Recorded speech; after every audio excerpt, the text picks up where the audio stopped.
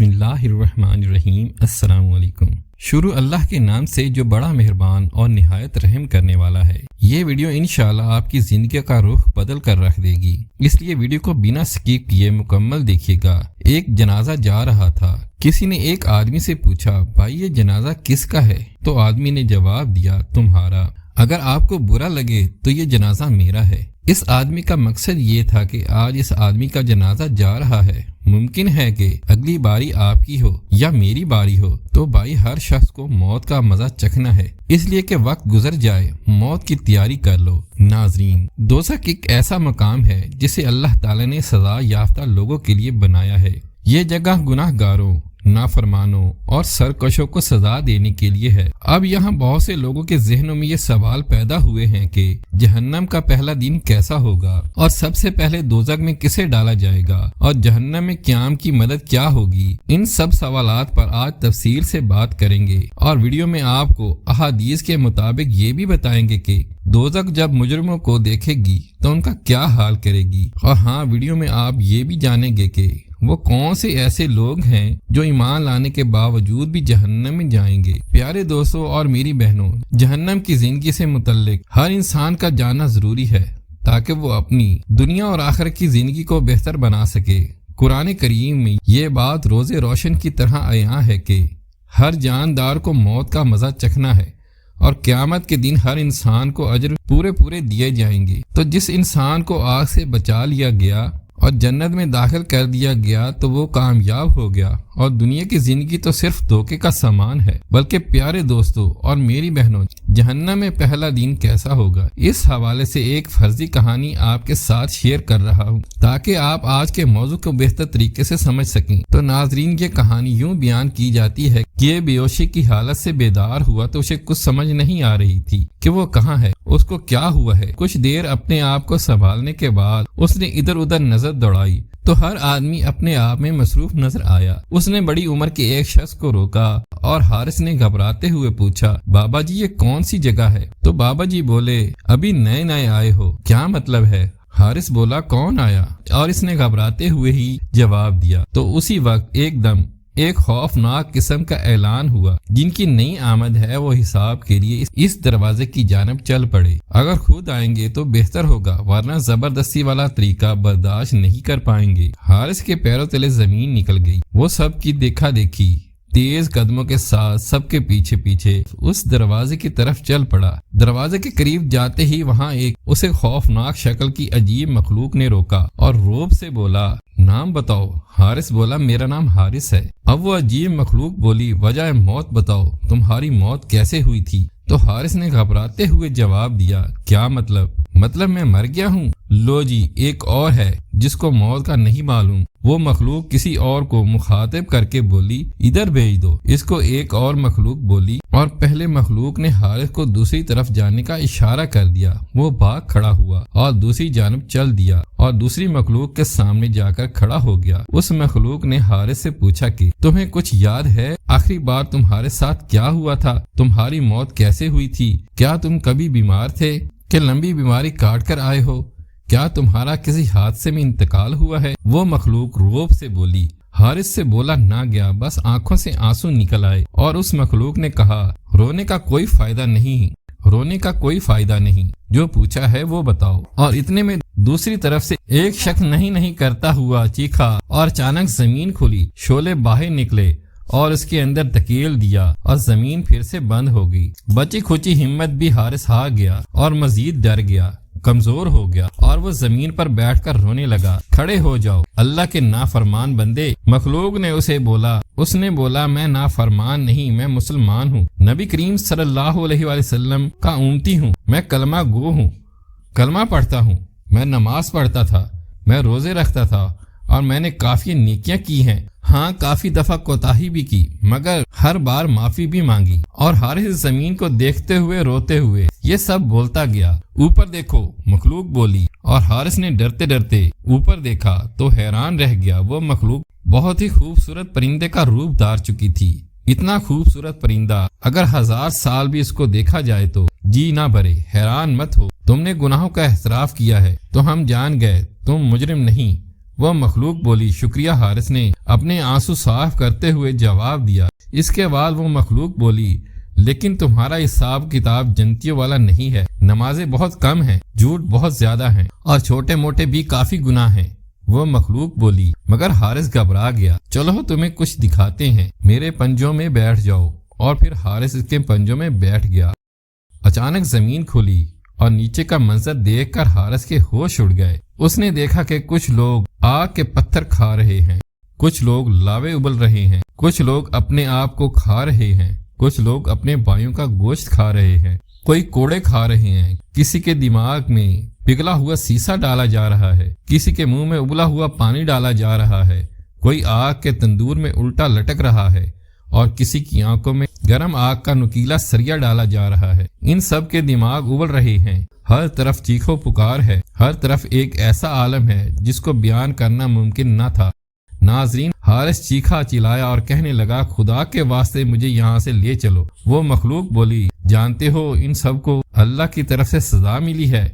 نہیں، میرا اللہ اتنا ظالم نہیں ہے۔ اس رب نے قرآن میں فرمایا ہے کہ وہ الرحمن الرحیم ہے اور ہمیں 70 ماؤں سے زیادہ پیار کرتا ہے، اس کی رحمت اس کے غصے پر غالب ہے، ایسا نہیں ہو سکتا۔ یہ سب حارث بول رہا تھا۔ اس پرندے نے ایک دم پرواز اونچی کی، جہنم سے باہر لایا۔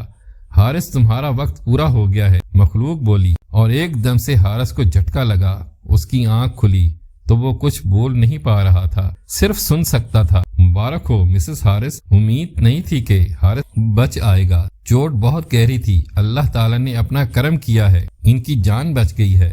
یہ سب ڈاکٹر بول رہا تھا۔ اللہ تعالیٰ کا لاکھ لاکھ شکر ہے، ہم نے جب بھی مانگا صرف اور صرف اللہ تعالیٰ سے مانگا اور اس نے ہمیں دیا بھی ہے، اگر نہ دے تو اس کی حکمت سمجھ کر گلہ نہیں کرتے مگر کبھی شرک نہیں کرتے۔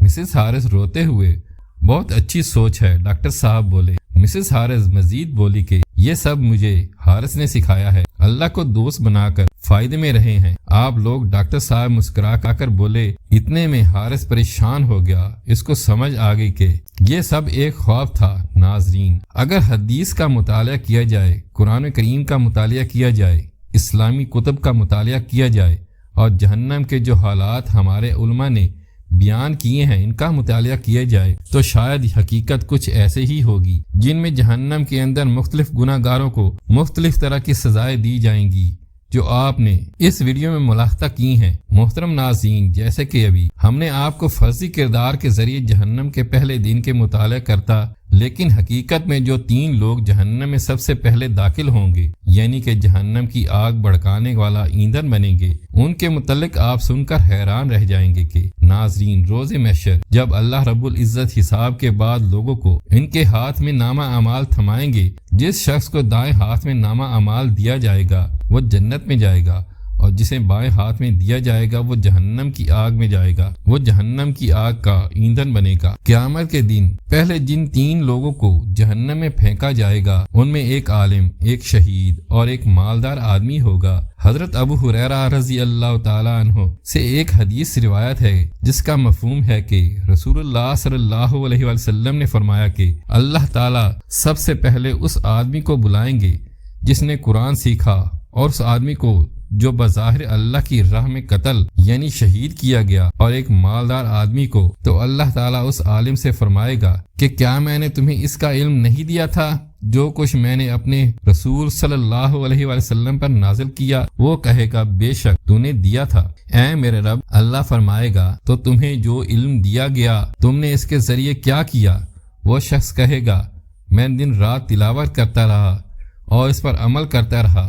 اللہ فرمائے گا تو نے جھوٹ بولا، اور فرشتے بھی کہیں گے تو نے جھوٹ بولا۔ اللہ اس عالم سے کہے گا بلکہ تم نے یہ چاہا کہ تمہیں قاری اور عالم کہا جائے اور لوگوں کی طرف سے یہ کہہ دیا گیا۔ اور پھر مالدار آدمی کو بلایا جائے گا، وہ کہے گا کہ وہ اللہ کے دیے ہوئے مال سے صدقہ کرتا رہا اور رشتہ داروں کا خیال رکھتا رہا، لیکن اللہ فرمائے گا کہ تو نے جھوٹ بولا، بلکہ تم نے چاہا کہ تمہیں سخی اور رحم دل کہا جائے اور لوگوں کی طرف سے یہ کہہ دیا گیا۔ اس کے بعد شہید کو بلایا جائے گا اور اللہ اس سے کہے گا کہ تم کس وجہ سے قتل کیے گئے؟ وہ کہے گا کہ مجھے آپ کی راہ میں جہاد کرنے کا حکم دیا گیا تو میں نے قتال کیا، یہاں تک کہ میں تیری راہ میں قتل کر دیا گیا۔ اسے اللہ کہے گا تم نے جھوٹ بولا، بلکہ تم نے یہ چاہا کہ تمہیں بہادر کہا جائے، اور لوگوں کی طرف سے یہ کہہ دیا گیا۔ حضرت ابو ہریرہ رضی اللہ تعالی عنہ فرماتے ہیں کہ اس کے بعد رسول اللہ صلی اللہ علیہ وسلم نے میرے دونوں گھٹنوں پر اپنے مبارک ہاتھوں سے ضرب لگائی اور ارشاد فرمایا، اے ابو ہریرہ، اللہ کی مخلوق میں سے یہ وہ 3 لوگ ہیں جن سے قیامت والے دن جہنم کی آگ بھڑکائی جائے گی۔ اللہ ہم سب کو ریاکاری سے بچنے کی ہمت دے اور دین کے سارے کام خالصتاً اللہ کی رضا کے حصول کے لیے کرنے والوں میں سے بنائے۔ ناظرین، آپ جہنم کی سختی اور جہنم کی تکلیف کا اندازہ نبی کریم صلی اللہ علیہ وسلم کے اس واقعے سے لگا سکتے ہیں کہ ایک بار جبرائیل علیہ السلام نبی کریم صلی اللہ علیہ وسلم کے پاس آئے تو آپ صلی اللہ علیہ وسلم نے دیکھا کہ جبرائیل کچھ پریشان ہے۔ آپ صلی اللہ علیہ وسلم نے فرمایا، جبرائیل کیا معاملہ ہے کہ آج میں آپ کو غمزدہ دیکھ رہا ہوں؟ جبرائیل علیہ السلام نے عرض کیا، اے محبوب خدا صلی اللہ علیہ وسلم، کل میں اللہ پاک کے حکم سے جہنم کا نظارہ کر کے آیا ہوں، اس کو دیکھنے سے مجھ پر غم کے آثار نمودار ہو گئے۔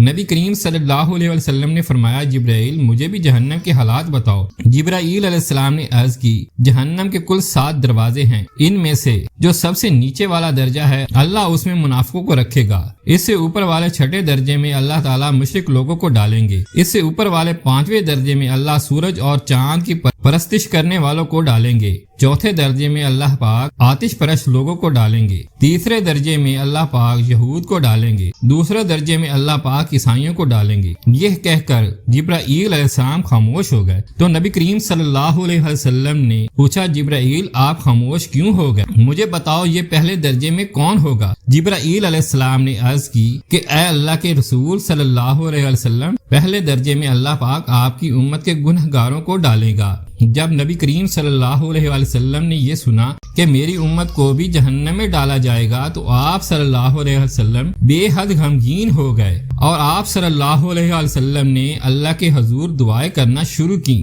3 دن ایسے گزرے کہ اللہ کے محبوب مسجد میں نماز پڑھنے کے لیے تشریف لائے، نماز پڑھ کر حجرے میں تشریف لے جاتے اور دروازہ بند کر کے اللہ کے حضور رو رو کے فریاد کرتے۔ صحابہ حیران تھے کہ نبی کریم صلی اللہ علیہ وسلم پہ یہ کیسی کیفیت طاری ہوئی ہے، مسجد سے حجرے جاتے ہیں، گھر بھی تشریف لے کر نہیں جا رہے۔ جب 3 دن ہوا تو سیدنا ابوبکر صدیق رضی اللہ تعالی عنہ سے رہا نہ گیا، وہ دروازے پر آئے، دستک دی اور سلام کیا، لیکن سلام کا جواب نہیں آیا تو انہوں نے حضرت عمر فاروق رضی اللہ تعالی عنہ کو بتایا تو وہ بھی نبی کریم صلی اللہ علیہ وسلم کی اس کیفیت کی وجہ نہ پتا چلا سکے۔ تو پھر اس طرح جب حضرت فاطمہ الزہرا رضی اللہ تعالی عنہا کو نبی کریم صلی اللہ علیہ وسلم کے پاس بھیجا گیا تو نبی کریم صلی اللہ علیہ وسلم نے کہا کہ فاطمہ بیٹی، مجھے اپنی امت کے گناہ گاروں کا غم کھائے جا رہا ہے اور میں مالک حقیقی سے دعائیں کر رہا ہوں کہ اللہ ان کو معاف کرے اور جہنم سے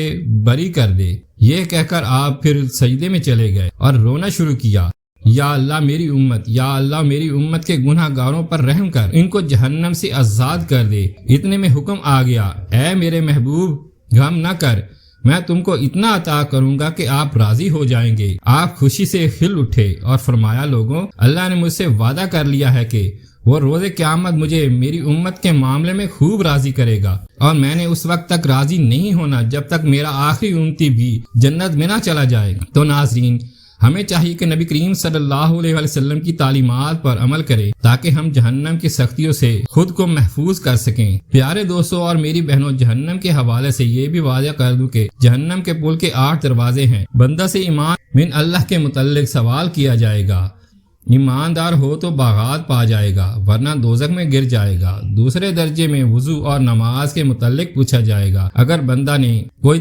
کوتاہی کی ہوگی تو آگ میں گر پڑے گا، اگر وضو اور رکوع اور سجدے کی تکمیل ہوگی تو نجات پا جائے گا۔ 3 درجے میں زکوٰۃ کی بابت سوال کیا جائے گا، اگر ادا کی تو بچ جائے گا۔ 4 درجے میں پہنچ کر روزہ کے متعلق پوچھ گاچھ ہوگی، اگر تکمیل صیام کی ہوگی تو نجات مل جائے گی۔ 5ویں درجے میں حج و عمرہ کے بابت پوچھا جائے گا، اگر دونوں ادا کیے ہوں تو دوزخ سے بچ جائے گا۔ 6 درجے میں امانت کے متعلق پوچھ گاچھ ہوگی، امانت میں خیانت نہ کرنے والا نجات پا جائے گا۔ 7ویں درجے میں غیبت، چغلی، تہمت، تراشی کے بابت سوال ہوگا، غیبت نہ کرنے والا دوزخ سے محفوظ رہے گا۔ 8ویں درجے میں حرام مال کھانے کا سوال ہوگا، حرام مال نہیں کھایا ہوگا تو رہائی مل جائے گی ورنہ دوزخ میں گر جائے گا۔ دوستو یاد رکھیے، عذاب دوزخ ایک حقیقت ہے، اس کی اصلیت سے انکار کرنا اسلام کے منافی ہے اور کفر میں شامل ہے۔ حضرت ابو موسیٰ اشعری رضی اللہ تعالی عنہ تاجدار مدینہ صلی اللہ علیہ وسلم سے روایت کرتے ہیں کہ اگر ایک پتھر دوزخ میں ڈالا جائے تو دوزخ کی تہہ میں پہنچنے سے پہلے 70 سال تک گرتا چلا جائے گا۔ بلکہ حضرت ابو ہریرہ رضی اللہ تعالی عنہ سے روایت ہے کہ ایک مرتبہ ہم رسول اللہ صلی اللہ علیہ وسلم خدمت بابرکت میں بیٹھے ہوئے تھے کہ ہم نے کسی چیز کے گرنے کی آواز سنی تو تاجدار مدینہ صلی اللہ علیہ وسلم نے فرمایا کیا تم جانتے ہو کہ یہ آواز کیا ہے؟ ہم نے عرض کی کہ اللہ اور اس کے رسول ہی خوب جانتے ہیں۔ ارشاد فرمایا کہ یہ ایک پتھر ہے جس کو خدام جہنم گرنے کے لیے چھوڑا تھا، اب دوزخ کی تہہ میں پہنچا ہے، یہ اس پتھر کے گرنے کی آواز ہے۔ تاجدار مدینہ صلی اللہ علیہ وسلم نے ارشاد فرمایا کہ دوزخ کو 4 دیواریں گھیرے ہوئے ہیں جن میں ہر دیوار کا عرض 40 سال چلنے کی مسافت رکھتا ہے، یعنی دوزخ کی دیواریں اتنی موٹی ہیں کہ صرف ایک دیوار کی چوڑائی طے کرنے کے لیے 40 سال خرچ ہوں گے۔ تاجدار مدینہ صلی اللہ علیہ وسلم نے ارشاد فرمایا کہ دوزخ کو 1000 سال تک دہکایا گیا تو اس کی آگ سرخ ہو گئی، پھر 1000 سال تک دہکایا گیا تو اس کی آگ سفید ہو گئی، پھر 1000 سال تک دہکایا گیا تو اس کی آگ سیاہ ہو گئی۔ چنانچہ اب دوزخ کی آگ سیاہ اور اندھیرے والی ہے۔ بخاری مسلم کی ایک روایت میں ہے کہ تاجدار مدینہ صلی اللہ علیہ وسلم نے ارشاد فرمایا تمہاری یہ آگ جس کو تم جلاتے ہو دوزخ کی آگ کا 17واں حصہ ہے۔ صحابہ کرام رضوان اللہ تعالی اجمعین نے عرض کی جلانے کو تو یہی کافی ہے؟ آپ صلی اللہ علیہ وسلم نے فرمایا ہاں، اس کے باوجود دنیا کی آگ سے دوزخ کی آگ 69ویں درجے بڑھی ہوئی ہے۔ اس روایت میں ہے کہ اگر دوزخی کو دوزخ کی آگ سے نکال کر دنیا کی آگ میں ڈال دیا جائے تو اس کو نیند آ جائے، کیونکہ نسبت دوزخ کی آگ کے دنیا کی آگ بہت ہی زیادہ کم گرم ہے، لہٰذا اس کو دوزخ کے مقابلے میں آرام معلوم ہوگا۔ ایک روایت میں ہے کہ دنیا کی آگ اللہ سے دعا کرتی ہے کہ یا اللہ مجھ کو جہنم کی آگ میں واپس مت لے جانا، آگ سے پناہ مانگ رہی ہے۔ لیکن یہ انسان کتنا کمزور ناتواں ہے کہ یہ آگ سے آخر کیوں نہیں ڈرتا، بلکہ یہ تو آگے بڑھ کر اپنی ذات کو آگ کے حوالے کر رہا ہے جس آگ سے خود آگ بھی ڈرتی ہے۔ اب نماز کو جان بوجھ کر ضائع کر دیتا ہے، اپنے آپ کو جہنم کی آگ کے حوالے کرنا کیا نہیں ہے؟ اسی طرح جھوٹ بولنا، گالیاں بکنا، غیبت، چغلی کرنا وغیرہ وغیرہ جتنے بھی گناہ ہیں ہم سب کو معلوم ہے کہ ان گناہوں پر جہنم کا عذاب ہے، لیکن پھر بھی گناہوں کو ارادتاً اور خوشی خوشی کرنا کس قدر حماقت اور نادانی ہے۔ حضور اکرم صلی اللہ علیہ وسلم کا فرمان عالی شان ہے کہ دوزخ کا سب سے ہلکا عذاب یہ ہے کہ پاؤں میں آگ کی جوتیاں پہنا دی جائیں گی، جس کی وجہ سے اس کا دماغ ہانڈی کی طرح کھولتا ہوا ہوگا۔ وہ سمجھے گا کہ مجھے ہی سب سے زیادہ عذاب ہو رہا ہے، حالانکہ اس کو سب سے کم عذاب ہوگا۔ اگر دوزخ کو سوئی کی نوک کے برابر کھول دیا جائے تو تمام زمین والے اس کی تپش کی وجہ سے مر جائیں۔ حدیث مبارکہ میں ارشاد ہے کہ جہنم میں اونٹ کی گردن کی طرح موٹے موٹے سانپ ہیں، ہر سانپ کی لمبائی 1 ماہ کی مسافت کے برابر ہے، تو اس کا زہر اس کے جسم میں 70 سال تک جوش مارتا رہے گا۔ دوسری روایت میں ہے کہ جہنم کالے کھچر کی مانند بچھو ہیں، اس کے 70 ڈنگ ہیں اور ہر ڈنگ میں زہر کی تھیلی۔ جب وہ بچھو ڈنگ مارے گا تو اس کا زہر آدمی کے سارے جسم میں سرایت کرے گا اور اس کے زہر کی گرمی 1000 سال تک رہتی ہے۔ اس کے بعد اس کی ہڈیوں سے گوشت جڑتا ہے اور اس کی شرمگاہ سے پیپ بہنے لگتی ہے اور تمام جہنمی اس پر لعنت بھیجتے ہیں۔ دوزخیوں کو کھولتے ہوئے چشمے کا پانی ملے گا اور سوائے کانٹوں والے کھانے کے اس کے علاوہ کچھ کھانا نہ ہوگا جو نہ طاقت دے گا نہ بھوک دور کرے گا۔ سری یعنی آگ کے کانٹے ہیں، بے شک ان کی غذا پگھلتے ہوئے تانبے جیسا زقوم درخت ہے جو پیٹوں میں گرم پانی کی طرح کھولے گا۔ دراصل زقوم ایک درخت ہے جو دوزخ کی جڑ سے نکلتا ہے، اس کے پھل ایسے ہیں جیسے سانپوں کے پھل۔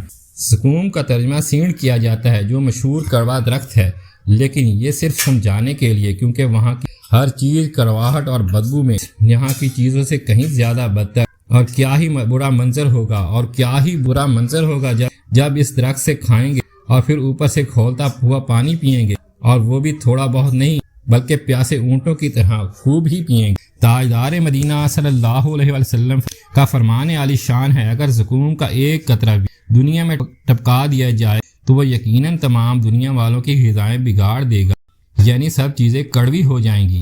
آپ بتاؤ کہ ان کا کیا حال ہوگا جس کی خوراک ہی زقوم ہوگی۔ حضرت حسن بصری رضی اللہ تعالیٰ عنہ سے منقول ہے دوزخیوں کو روزانہ 70,000 مرتبہ آگ جلائے گی، ہر مرتبہ جب آگ جلائے گی تو کہا جائے گا جیسے تھے ویسے ہی ہو جاؤ، چنانچہ وہ ہر بار ویسے ہی ہو جائیں گے۔ اللہ ہم سب کو دوزخ کے عذاب سے بچائے اور ہمیں وہ کام کرنے کی توفیق عطا فرمائے جس سے ہم دوزخ کی عذاب سے محفوظ رہ سکیں۔ ہم مسلمان کتنے بے پرواہ ہو گئے ہیں کہ اس قدر سخت اور خوفناک عذابوں سے بھی نہیں ڈرتے اور گناہ پر گناہ کرتے ہیں۔ پیارے دوستوں اور میری بہنوں، آئیے یہاں مل کر اللہ تعالیٰ سے یہ دعا کرتے ہیں کہ اللہ پاک ہم سب کو جہنم کے عذاب سے بچا لے اور ہمیں بغیر حساب و کتاب کے جنت میں داخل فرمائے، اور جب تک ہم دنیا میں زندہ ہیں ہمیں اسلام پر زندہ رکھیے گا، اور جب ہمیں موت آئے تو اے اللہ ہمیں ایمان پر کامل موت نصیب فرمائے۔